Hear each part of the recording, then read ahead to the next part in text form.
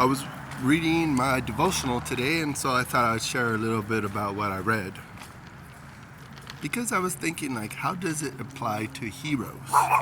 Because, my theme for May is heroes, being that May is the month of Memorial Day.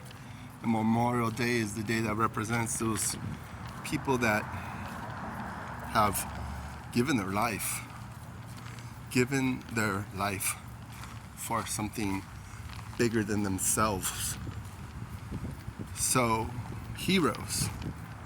And my question that I had for myself, I said to myself, what heroes do for comfort? Because heroes need comfort too. No matter what you think of them, no matter how macho they are and all that stuff, it's like, they need comfort. Where do you get your comfort from?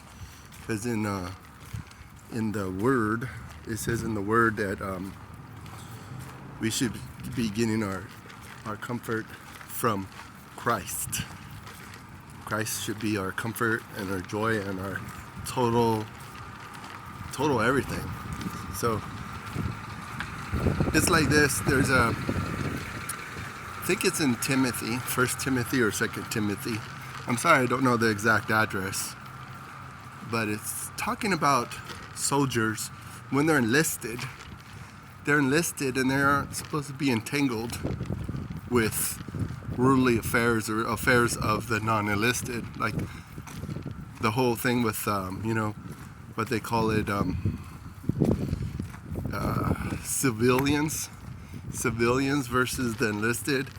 Well, because as a civilian, you're not really going to care about different military tasks or whatever. The civilians, they do get to enjoy the comfort. They get to enjoy the freedom, the liberty that they get as a civilian. So that's something that is very relevant to when you're doing your task or doing whatever, because like when you see, like even during Memorial Day or during whenever, the whole thing about if your freedom ain't free.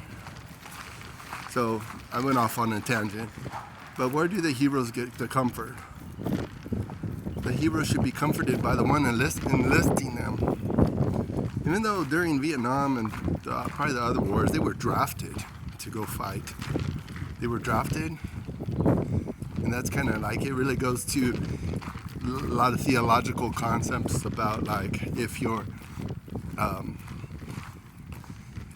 you chose to be in the life that you have or any of that stuff. So